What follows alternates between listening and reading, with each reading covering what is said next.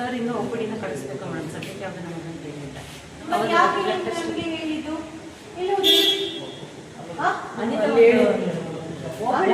Madam ಅಲ್ಲಿಂದ ರಕ್ತ ಪರೀಕ್ಷೆ ಮಾಡಿ ಎಲ್ಲ ನನಗೆ ನೀವು ಏನ್ ಮಾಡಿಸ್ತೀರಾ ಅಂದ್ರೆ ಮತ್ತೆ ಬೇರೆ ಪೇಷಂಟ್ಸಿಗೆ ಏನ್ ಮಾಡ್ಬೋದು? ಏನ್ ಕತೆ ಇದು? ಸ್ವಲ್ಪ ನಾಚಿಕೆ ಇದೆಯಾ ಏನು?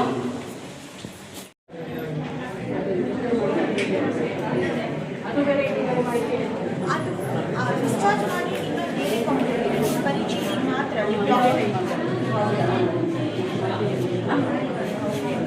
ಬೇರೆ ಡಾಕ್ಟರ್ಸ್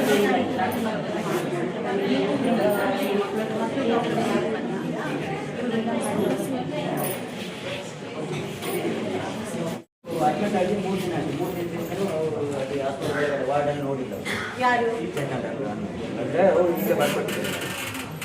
ಯಾಕೆ ಅಮ್ಮ ಇಲ್ಲಿ ಡಾಕ್ಟರ್ ಚೇತನ್ ಇಲ್ಲಿ ಫೋನ್ ಮಾಡಿ ಆಯ್ತಲ್ಲ ಅವ್ರು 3 ದಿನದಿಂದ ಅವ್ರು ನೋಡಿಲ್ಲ. ಶಿವಪ್ಪ ಅಂತ ನಮ್ಮ ತಂದೆ ಅಂದ್ರೆ ಡಾಕ್ಟರ್ ಯಾವ ಡಾಕ್ಟರ್ ಚೇತನ್ ಡಾಕ್ಟರ್ ಮತ್ತೆ ಅಲ್ಲಿ ವಾರ್ಡಲ್ಲಿ ಯಾರು ನೋಡಿದ್ರು ನಿಮ್ಮ ತಂದೆನ? ಕೆಲವು ಡಾಕ್ಟರ್ ಬರ್ತಾರೆ, ಅವ್ರು ಮಾನಸ ಮೇಡಮ್ ಅವರೆಲ್ಲ ಡಾಕ್ಟರ್ ಬರ್ತಾರೆ.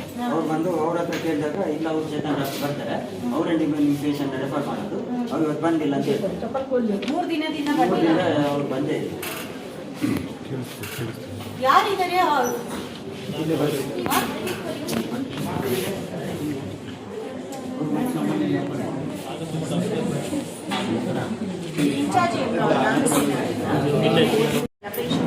ರೌಂಡ್ಸ್ ಅಲ್ಲೂ ನೋಡಿಲ್ಲ ಅಂತಲ್ಲ.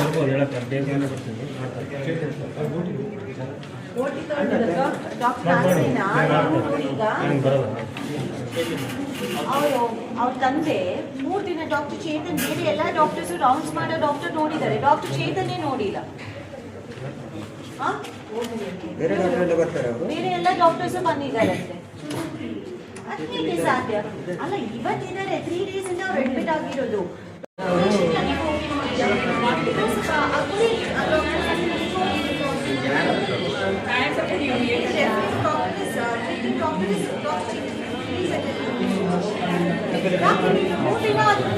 ಅಲ್ಲ ಅಡ್ಮಿಷನ್ ಆಗಿ 3 ದಿವಸ ಆಗಿದೆ, ನೀವು ಯಾಕೆ ಹೋಗಿಲ್ಲ? ಪೇಷಂಟ್ ನೋಡಿಲ್ಲ.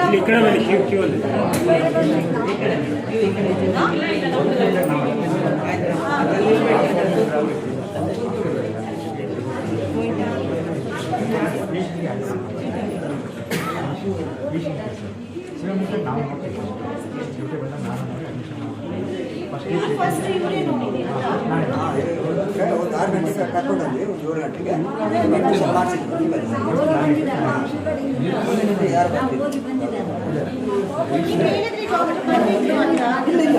ಯಾರು ಬಂದಿಲ್ಲ, ಬರೀ ನರ್ಸ್ಗಳೇ ಬಂದು ಗ್ಲೂಕೋಸ್ ಆಗೋದು ಇಂಜೆಕ್ಷನ್ ಅವರು ಮಾಡಿದ್ರು.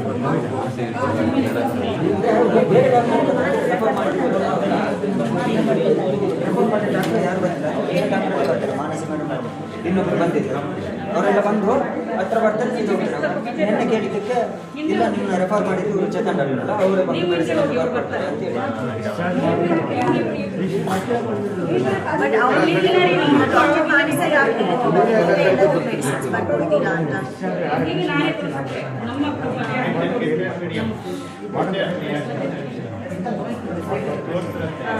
ತೋಟಕ್ಕೆ ನಿಲ್ಲೋದು ಮಧ್ಯದಲ್ಲಿ ಡಾಕ್ಟರ್ ಮಾನಸ ಚೆಕ್ ಮಾಡಿಬಿಟ್ಟು ಈ ಡಿಸ್ಚಾರ್ಜ್ ರೆಡಿ ಆಗಿದೆ. ಅಂದರೆ ಇವರು ಡಾಕ್ಟರ್ ಇದಕ್ಕೆ ನಾವು ಅಡ್ಮಿಷನ್ ಯಾರು ಇದನ್ನ ಮಾಡಿ ಕಳಿಸ್ಕೊಡಿ ಅವ್ರಿಗೆ.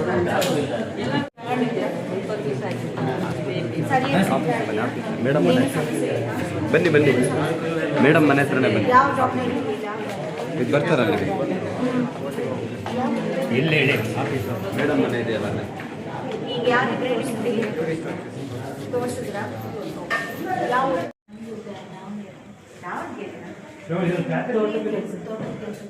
ಒಬ್ಬರೇ ಬಂದಿದ್ದೀರಾ? ಓಕೆ, ಚೀಟಿ ಕೊಟ್ರಾ? ಎಷ್ಟೊತ್ತಾಗುತ್ತಂತೆ? ಯಾವ ಡಾಕ್ಟರ್ ಬ್ಲಡ್ಡಿಂದ ಯಾರು ನೋಡ್ತಾ ಇದ್ದೀವಿ?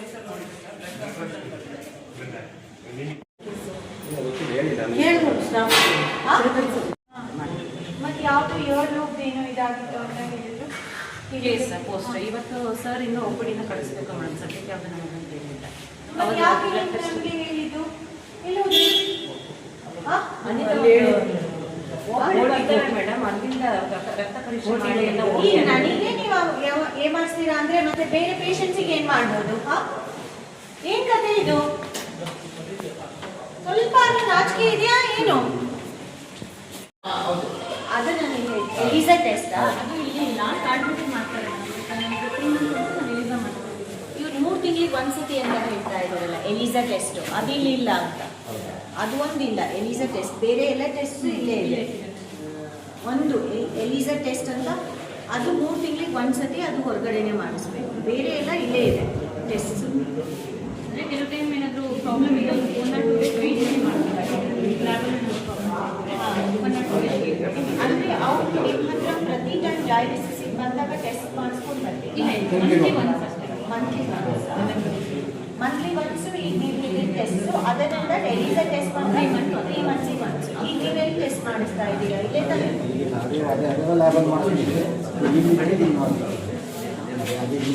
ಬಟ್ ಈಗ ಇಲ್ಲಿ ಹೊಸ ಲ್ಯಾಬ್ ನಾವು ಮಾಡಿಸಿರೋದಲ್ಲ, ಎಲಿಸಾ ಒಂದಿಲ್ಲ, ಬೇರೆ ಎಲ್ಲ ಇದೆ. ವೆಯ್ಟ್ ಮಾಡೋದಿಲ್ಲ, ನಮ್ಮ ಅವ್ರುಗಳು ವೆಯ್ಟ್ ಮಾಡಿ ಮಾಡ್ಕೊಂಡು ಬರ್ಬೇಕು. ಅಲ್ಲಿ ಲ್ಯಾಬಲ್ಲಿ ಹೋಗಿ ಅಲ್ಲಿ ಅರ್ಜೆಂಟ್ ರಿಪೋರ್ಟ್ ಸಿಗಲ್ಲ, ವೆಯ್ಟ್ ಮಾಡೋಕ್ಕೆ ಪೇಷಂಟ್ ಸಿಗಲ್ಲ. ಹೊಸ ಲ್ಯಾಬೋರೇಟರಿ ಮಾಡಿಸಿರೋದಲ್ಲ ಇಲ್ಲಿ ನಾವು, ಇದು ಹೊಸ ಲ್ಯಾಬ್. ಸಮಸ್ಯೆಗೆ ತೋರಿಸಿ ಒಂದು ಬ್ಲಡ್ ಇದು ಡಾಕ್ಟರ್ದು ಒಂದು ಸೈನ್ ಬೇಕಿತ್ತು, ಬ್ಲಡ್ ಬ್ಯಾಂಕಲ್ಲಿ ಬ್ಲಡ್ ಹಾಕ್ಸೋಕ್ಕೆ. ಲೋ ಇತ್ತು ಸರ್. ANC ಏನೆಲ್ಲ ಹಾಕ್ತೀವಿ ಮೇಡಮ್. ಪ್ರೆಗ್ನೆನ್ಸಿ ಅವ್ರು ಬಂದು ಬರ್ತಾರಲ್ಲ ಅವರಿಗೆ ಬಟ್ ಡೆಲಿವರಿ ಆದಮೇಲೆ ಅಲ್ಲಿ ಕಳಿಸ್ತೀವಿ madam. But paediatric ward change ಮಾಡಬೇಕಾ? ತುಂಬ ಇಕ್ಕಟ್ಟಾಯಿತು ಮೇಡಮ್ ಹೇಳ್ತೀವಿ ಮೇಡಮ್. ನೀವು ಹೇಳಿ, ನಾನು ಹೇಳಿದ್ದೀನಿ. ನಾನು ಬಂದ್ಮೇಲೆ ಅದೇ ಎಕ್ಸ್ಟ್ರಾ ಪೇಷಂಟ್ಸ್ ಇಲ್ಲಿಗೆ ಶಿಫ್ಟ್ ಮಾಡಿಸಿ ವಾಪಸ್. ಯಾಕೆ ಅಲ್ಲಿ ಶಿಫ್ಟ್ ಮಾಡಿರೋದು ಪೀಡಿಯಾಟ್ರಿಕ್? ಇದು ಜಾಸ್ತಿ ಅಲ್ಲ, ಅದಷ್ಟು ಇಕ್ಕಟ್ಟಿದೆ. ಇಲ್ಲಿ ಚೇಂಜ್ ಮಾಡಿಸಿ ಅದನ್ನ. ಮೇಡಮ್ ಹೇಳ್ತೀವಿ. ಡ್ಯೂಟಿ ಮಾಡಿದ್ದಾರೆ ಅಂತ ಬರವಣಿಗೆ ಆಗುತ್ತೆ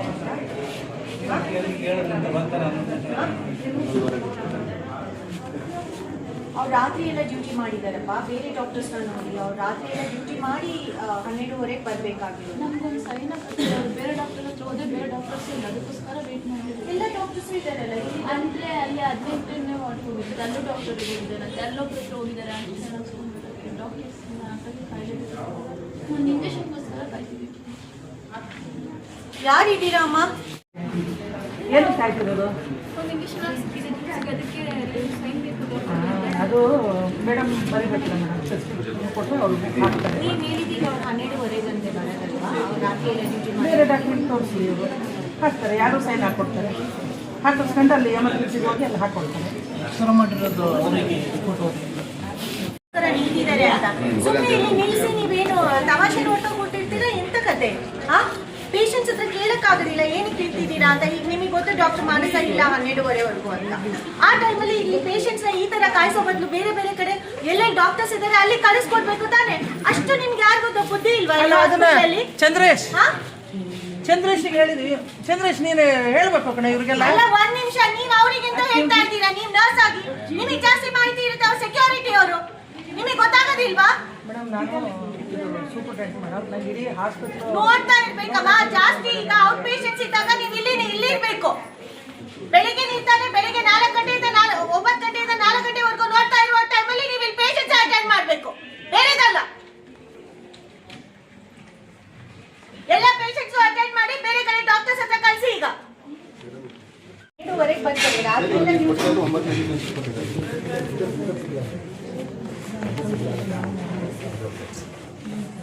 ಯಾಕಮ್ಮ ಇದನ್ನ ಈ ತರ ಹಾಕಿದೀರಾ? ಡಾಕ್ಟರ್ ಮಾನಸ 9 ಗಂಟೆಯಿಂದ ಇದ್ದಾರೆ ಅಂತ ಯಾರು ಇದನ್ನ ಪಬ್ಲಿಸೈಸ್ ಮಾಡೋದು ಹಾಸ್ಪಿಟಲ್ ಅಲ್ಲಿ? ಸಿಸ್ಟರ್ ಬನ್ನಿ. ಎಲ್ಲರೂ ಕಾರಿಡೋರ್ ಅಲ್ಲಿ ನಿಂತ್ಕೋಬೇಡಿ.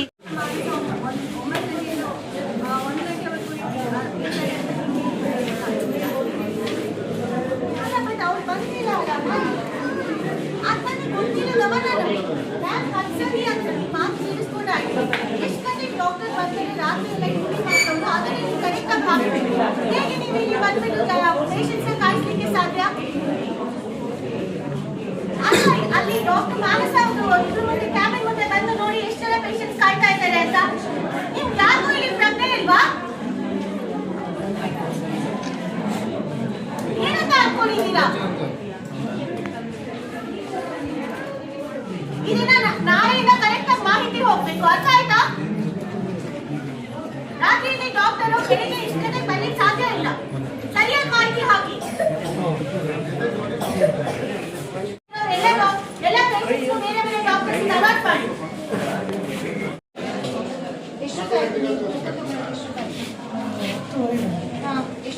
ಟೋಕನ್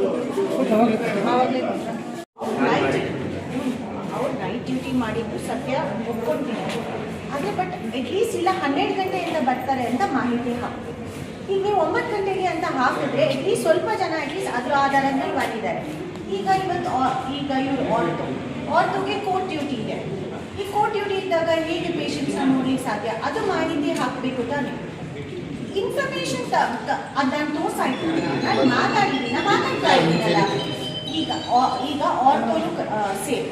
ಕೋರ್ಟ್ ಡ್ಯೂಟಿ ಮೇಲೆ ಪೇಷಂಟ್ಸ್ನ ಕಾಯಿಸೋದ್ರಲ್ಲಿ ಏನಾದರೂ ಅರ್ಥ ಇದೆಯಾ? ಅದಕ್ಕೆ ಇದೇ ವ್ಯವಸ್ಥೆ ಅಂತ ಹೇಳೋದು.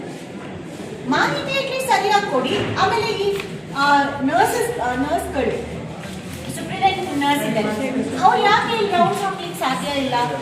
ಲೆಟರ್ ಇಲ್ಲಿ ಪೇಷಂಟ್ಸ್ ಕಾಯ್ತಿಗೆ ಯಾಕೆ ನೀವು ಡಾಕ್ಟರ್ ಇಷ್ಟೊಂದು ಜನ ಕಾಯ್ತಾ ಇದ್ದೀರಾ?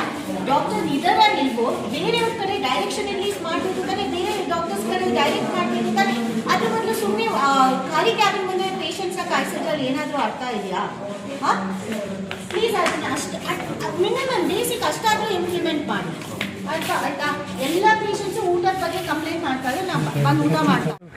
ಅಂದರೆ ವ್ಯವಸ್ಥೆ ಈಗ ಆಲ್ರೆಡಿ ನಮ್ಮ ಅದೃಷ್ಟಕ್ಕೆ ನಾನು ಫಸ್ಟ್ ಇಲ್ಲಿ ಶಾಸಕಿಯಾಗಿ ಬಂದಾಗ ಬರೀ 5 ಡಾಕ್ಟರ್ಸ್ ಇದ್ದರು. ಈಗ 9 ಡಾಕ್ಟರ್ಸ್ ಇದ್ದಾರೆ.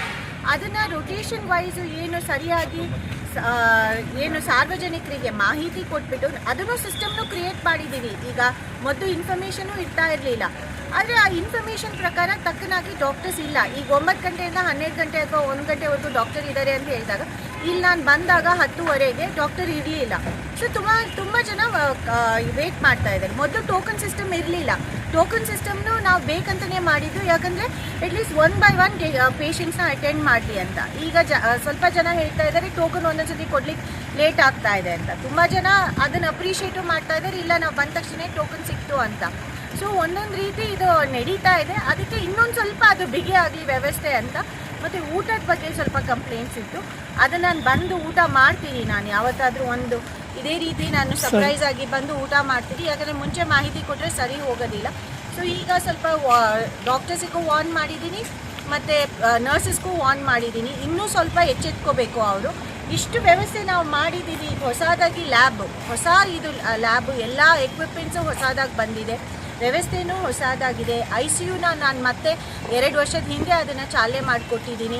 ಕ್ಲೆನ್ಲಿನೆಸ್ ಒಂದು ತಕ್ಕ ಮಟ್ಟಕ್ಕಿದೆ, ಬಟ್ ಇನ್ನೂ ಜಾಸ್ತಿ ಏನು ಸಾರ್ವಜನಿಕರ ನಿರೀಕ್ಷೆ ಇದೆ ಅದ್ರ ತಕ್ಕನಾಗಿ ನಡೀಬೇಕು ಅಂತ. ನಾನು ಹಾಸ್ಪಿಟ್ಲಿಗೆ ಎಷ್ಟು ಸತಿ ವಿಸಿಟ್ ಮಾಡಿದ್ದೀನೋ ಈ 3 ವರ್ಷದಲ್ಲಿ ನನಗೆ ಲೆಕ್ಕ ಇಲ್ಲ. ಅಷ್ಟು ಮಟ್ಟಕ್ಕೆ ಈ ಹಾಸ್ಪಿಟ್ಲಿನ ವ್ಯವಸ್ಥೆನ ಸರಿ ಮಾಡಬೇಕು, ಜನಕ್ಕೆ ತಕ್ಕನಾಗಿ ಇರಬೇಕು ಅಂತ ನಂದು ಒಂದು ಆಸೆ ಅಥವಾ ಆಕಾಂಕ್ಷೆ. ಅದ್ರ ಪ್ರಕಾರ ಡಾಕ್ಟರ್ಸು ಸ್ಟಾಫು ಎಚ್ಚೆತ್ಕೊಳ್ಳಿ ಅಂತ ನಾನು ಆಗಾಗ ಇಲ್ಲಿ ಹಾಸ್ಪಿಟ್ಲ್ನ ಪರಿಶೀಲನೆ ಮಾಡ್ತಾ ಇರ್ತೀನಿ. Okay, thank you.